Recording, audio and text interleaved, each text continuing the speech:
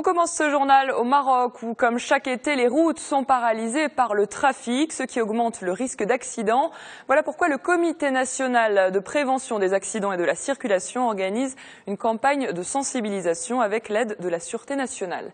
Les détails dans ce reportage de Raja Fadli et Kamel Ronaim, récit Amina Benralek. Un été sans accident, c'est le slogan de cette campagne de sensibilisation à Asséla, une campagne qui se fait entendre. Ici, un atelier animé par des membres de la Sûreté nationale. C'est sans doute pourquoi il attire beaucoup de curieux. Ici, la police donne des conseils pratiques pour une conduite en toute sécurité. Elle explique aussi sa méthode de travail en cas d'infraction au code de la route.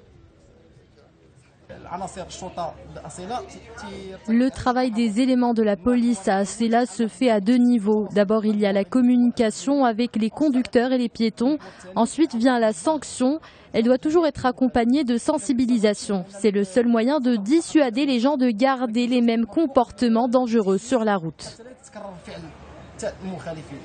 Au port de Tangemed, on retrouve presque le même stand. Seule différence, le public ciblé par cette campagne. Une campagne organisée par la Sûreté nationale et le Comité national de prévention des accidents de la circulation. Nous organisons des activités et des ateliers sur tous les thèmes en rapport avec la sécurité routière. Nous ciblons notamment les éméreux venus passer leurs vacances ici. Nous voulons éviter des accidents sur le chemin de leur retour à l'étranger. Cette campagne de sensibilisation est menée dans 27 villes du royaume. C'est un véritable plan d'action pour éviter les drames de la route. La saison d'été enregistre 30% des accidents mortels. Le Maroc au chevet des Gazaouis. Les forces armées royales feront jusqu'à mercredi plus d'une dizaine de vols pour transporter de l'aide humanitaire. 41 tonnes d'aide. L'opération est pilotée par l'Agence marocaine de la coopération internationale et la Fondation Mohamed V pour la solidarité. Plus de détails avec Amina Benralek. Les premiers avions des forces armées royales ont déjà atterri à l'aéroport d'Ismaïlia. Ils emmènent de la nourriture, des équipements médicaux, mais aussi des tentes familiales et des couvertures. Tout ce qui peut aider ou réconforter une population gazaoui en détresse. Le volume total de cette aide est de 41 tonnes. Il faudra donc aux forces armées royales plus d'une dizaine de vols pour accomplir leur mission humanitaire. Voilà pourquoi l'opération va se poursuivre jusqu'à mercredi. Ensuite, c'est au Croissant Rouge égyptien de prendre le relais. Il va devoir acheminer toute la cargaison par voie terrestre à travers le poste frontière de Rafah, direction Gaza. Ce sera au tour du Croissant Rouge palestinien de prendre les choses en main pour distribuer l'aide marocaine à la population de Gaza. Gaza qui pleure toujours ses morts, l'offensive israélienne n'a pas épargné les civils, elle n'a pas non plus épargné les travailleurs humanitaires qui viennent au secours des victimes sur le terrain. C'est pourquoi le Maroc estime qu'il est urgent d'agir. Il l'a déjà fait en juillet en envoyant une aide humanitaire d'une valeur de 10 millions de dirhams à bord de 2 avions. Gaza, où le cessez-le-feu expirera ce soir à minuit, les négociations indirectes ont repris hier au Caire sous l'égide de l'Égypte. Mais l'issue de ces discussions est plus qu'incertaine. Un accord sur une trêve permanente paraît de plus en plus se relever du mirage, tant les deux parties se montrent fermes sur leurs exigences. Nous n'accepterons d'accord sur un cessez-le-feu que s'il y a une réponse concrète à nos besoins sécuritaires, a déclaré hier le Premier ministre israélien Benjamin Netanyahou. Réponse du Hamas. Pour obtenir la sécurité, il faut avant toute chose lever le blocus imposé à Gaza depuis 2006. L'Égypte, elle, propose un cessez-le-feu permanent et invite à de nouveaux pourparlers dans un mois. En Irak, la première victoire des Kurdes dans leur guerre contre les djihadistes de l'État islamique, soutenus par les Américains. Ils ont repris hier le plus grand barrage du pays, à Mossoul, qui fournit de l'eau et de l'électricité à la majeure partie de la région. Les combats se déroulent désormais dans la ville de Tal Kaif, à une centaine de kilomètres du barrage. Certaines zones restent inaccessibles en raison des bombes laissées par les insurgés. Par ailleurs, Londres s'est exprimé au sujet de son engagement en Irak. Il pourrait durer des mois, a annoncé le ministre britannique de la Défense. Nous sommes déterminés à faire ce que nous pouvons pour aider le gouvernement irakien à combattre cette forme nouvelle et très radicale de terrorisme promue par l'État islamique, a déclaré Michael Fallon dans une interview au journal The Guardian. L'EI également sous le feu de l'aviation syrienne de l'autre côté de la frontière. Hier, le régime de Damas a mené 43 raids aériens contre l'État islamique. dont 28 sur Raqqa et sa province. Bilan 31 djihadistes et 8 civils tués. Il s'agit des raids les plus intenses de l'armée syrienne contre l'EI depuis le début du conflit. Il faut dire que ces 2 dernières semaines, les djihadistes ont progressé en Syrie. Ils ont tué 700 membres d'une tribu dans l'est du pays, dans la province de Deir ez-Zor, car ils se rebellaient contre leur autorité. Autre pays qui connaît en ce moment de graves problèmes sécuritaires, la Libye. Selon l'ONU, la situation est très critique. Hier, des milices rivales se sont affrontées à l'arme lourde autour de l'aéroport international. La mission de soutien de l'ONU à la Libye dénonce le bombardement de quartiers résidentiels, les pertes parmi les civils qui ont été contraints à la fuite et les dommages causés à leurs propriétés.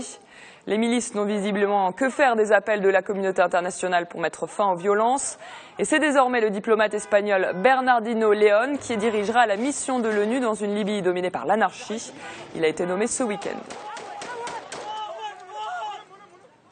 Direction l'Afrique de l'Ouest à présent, où la tension monte en raison de l'épidémie d'Ebola. Les habitants sont critiques envers la lenteur du gouvernement à intervenir au Libéria, dans ce pays où 410 personnes sont mortes du virus. Pourtant, certaines personnes refusent de reconnaître l'existence de la maladie. D'ailleurs, hier, des hommes armés affirmant ne pas croire à l'épidémie d'Ebola ont attaqué un centre d'isolement pour patients à Monrovia. Dans la panique, 17 personnes ont fui. 10 ont été pour l'instant retrouvées. Aux États-Unis à présent, après une fin de semaine relativement calme, les rues de la ville de Ferguson dans le Missouri ont à nouveau été le théâtre de violences hier soir. La tension est montée entre manifestants et policiers. Ces derniers ont fini par lancer du gaz lacrymogène pour disperser les manifestants. La colère monte depuis la mort la semaine dernière de Michael Brown, un adolescent noir tué par un policier. Après une semaine d'émeutes sporadiques, un couvre-feu a été instauré samedi soir et prolongé dimanche. Et ces événements à Ferguson sont venus mettre en lumière la militarisation des forces de l'ordre aux États-Unis. Fusils d'assaut pointés sur des civils, policiers juchés sur des véhicules blindés. Pour de nombreux Américains, cette militarisation est totalement disproportionnée. Reportage. Shai Calvo se souviendra longtemps de l'été 2008. Il habitait déjà dans cette maison en banlieue de Washington et rentrait chez lui pour déjeuner. Ma belle-mère était dans la cuisine. Elle préparait le repas. C'était des pâtes. Elle a regardé par la fenêtre et a vu une équipe du SWAT s'approcher de la maison. Ils ont braqué leurs armes sur elle à travers la fenêtre. Et juste après, j'ai entendu une explosion. C'était notre porte qui venait d'être défoncée par un bélier. Et puis il y a eu des coups de feu. Sa belle-mère est plaquée au sol, ses 2 chiens abattus. L'intervention des policiers est extrêmement musclée. Soupçonné à tort de trafic de drogue, Shai sera rapidement blanchi. L'affaire, elle, fait déjà les gros titres. Avec le déploiement du SWAT, spécialisé dans les situations à risque, pour une simple perquisition, nombreux sont ceux comme Shai qui s'inquiètent face à la militarisation des forces de l'ordre. 90% des villes comprises entre 25 000 et 50 000 habitants possèdent une unité SWAT. Et je vous garantis que dans chacune de ces villes, ces unités sont toutes militarisées, car il y a énormément d'équipements militaires disponibles. La mort d'un adolescent noir, abattu par un policier alors qu'il n'était pas armé, a relancé le débat. Pour contenir la colère des manifestants dans la petite ville de Ferguson, la police a déployé les grands moyens, fusils d'assaut et véhicules blindés, et des journalistes ont été arrêtés. Le président Obama est monté au créneau pour condamner cette démonstration de force. Il n'y a aucune excuse pour la police de faire un usage excessif de la force contre des manifestations pacifiques ou d'emprisonner des manifestants alors qu'ils exercent en toute légalité leurs droits prévus par le premier amendement. Ici, aux États-Unis, la police ne doit pas harceler ou arrêter des journalistes qui essaient simplement de faire leur travail. Ferguson bénéficie, comme 8000 autres forces de police locales, d'un programme qui lui permet de se procurer des équipements militaires non utilisés par l'armée. Certains affirment être ainsi mieux préparés pour lutter contre la criminalité, mais l'exemple de Ferguson montre le malaise des populations face à des policiers armés jusqu'aux dents. Au Pakistan, l'opposition montre ses muscles et demande la démission du gouvernement. Hier, quelques milliers de personnes étaient réunies pour manifester à Lahore. Les résultats des législatives de mai dernier font polémique. Le parti de la justice, arrivé en 3e position, dénonce des fraudes massives. Le leader de la formation, l'imam Imran Khan, appelle ses partisans à la désobéissance civile pour chasser du pouvoir le Premier ministre Nawaz Sharif. Le Pakistan, où l'immense majorité des mariages sont arrangés, les unions d'amour sont rares et souvent désapprouvées. Et quand on y ajoute les différences religieuses, c'est encore plus compliqué. Malgré tout, vous allez voir que certains couples décident envers et contre tout d'assumer leur amour. Il y a 13 ans, Youssouf, un jeune chrétien du Pendjab, courtise Kalsoum, une musulmane qui travaille dans la même usine que lui. Quand ils annoncent qu'ils veulent se marier, leur famille les rejette. Youssouf est même kidnappé et torturé. Depuis, même s'ils ont eu 3 enfants, leur vie est toujours très compliquée. Il y a énormément d'usines dans le pays, mais là où on est au courant de mon mariage, on ne m'embauche pas. À chaque fois que l'on entend parler de mon couple, je dois quitter mon emploi. Et quand je n'ai pas de travail, ma femme m'aide en prenant des petits boulots de domestique. Mais dès que quelqu'un au travail apprend que je suis une musulmane convertie au christianisme, on me demande de ne pas revenir le lendemain. On estime au Pakistan que des dizaines de milliers de couples bravent le tabou. Ces mariages d'amour dérangent cette société conservatrice, car au pays des purs, les unions civiles n'existent pas. Pour se marier, un des époux doit donc se convertir, non sans difficulté. Il doit y avoir une harmonie entre les époux. Le Saint-Coran recommande l'harmonie. Si l'homme juif ou chrétien ne croit pas dans le prophète, alors que la femme musulmane y croit, comme l'homme est supérieur à la femme, il va la convertir à sa religion. Et si vous vous convertissez de l'islam à une autre religion, alors vous êtes sur le mauvais chemin.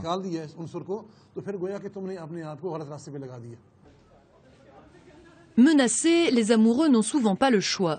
Pour échapper au pire, ils doivent se cacher. Nadia et Shamoun se sont rencontrés il y a 2 ans. Ils vivent désormais dans la peur, terrés chez des amis. J'avais pris l'habitude de lui téléphoner. Je ne laissais personne toucher à mon téléphone. C'est comme ça que ma famille a suspecté quelque chose. J'ai dit à mes cousins qu'il était chrétien, moi j'étais musulmane. Ils m'ont demandé de ne plus le voir. Ensuite ils l'ont dit à ma mère et à mon frère. Ils nous menacent en permanence. Ils disent qu'ils vont nous tirer dessus. Ils nous demandent de l'argent. Nous allons vous tuer, nous tuerons ta mère, nous tuerons ta femme et nous emmènerons ton enfant. Dans un pays où l'immense majorité des mariages sont arrangés et où les crimes d'honneur défraient la chronique régulièrement, ces couples mixtes se voient aussi comme les pionniers d'un futur plus tolérant. Au Pakistan, 97% de la population est musulmane, mais selon les estimations, les couples mixtes sont en augmentation chaque année. Le chemin reste long avant que ce genre d'union soit complètement accepté. Retour au Maroc pour terminer ce journal où le festival Twiza s'est clôturé hier à Tanger. Ce rendez-vous culturel annuel souffle cette année sa 10e bougie. Une édition qui a rendu hommage à l'écrivain Mohamed Choukri. Plusieurs chanteurs marocains étrangers ont pris part à cet événement de 4 jours. Manal Alardari. La ville du Détroit vibre au rythme amazigh populaire. C'est la 10e édition du festival Twiza où la dynamique d'ouverture sur toutes les cultures nationales et méditerranéennes prend forme. Cet événement musical a accueilli près de 200 000 festivaliers autour de sa grande scène. Tangérois, Marocains du monde, touristes nationaux et internationaux, tous ont pris part à ce festival qui promeut les jeunes talents. Nous avons réussi à obtenir le prix du festival Twiza pour l'année 2014. Nous avons eu l'occasion de chanter sur scène et de prendre part à cet événement musical. Une célébration des racines communes, du respect et de l'échange. Le festival Twiza est devenu l'une des plus grandes manifestations culturelles du nord du royaume. L'événement conjugue tradition et modernité pour repenser la découverte de la culture amazigh. Je représente la région de Sinhaja et toute la ville de Tergist située dans la province d'El Hoceima. Nous sommes ici pour présenter l'art populaire de notre région. L'objectif est de le préserver. Des artistes de renom ont participé à cet événement. Saad Lemjarrad, Aïcha Tachnouit, Haddawaki, Cheb Mami, Cheb Douzi, l'Algérien Iddir, le groupe Africa United et d'autres. Festival Twiza enrichit sa programmation musicale par des tables rondes au sujet de l'Afrique, une démarche essentielle pour assurer un développement durable et une véritable autonomie du continent. Voilà pour le journal. Tout de suite, je vous propose de passer à la revue de presse. Qu'y a-t-il dans vos journaux ce matin? Taoufik Anasseri s'est levé tôt pour les parcourir. Il nous parle du renforcement de l'espace aérien au Maroc et des exportations marocaines. Bonne nouvelle, elles sont en augmentation. Regardez.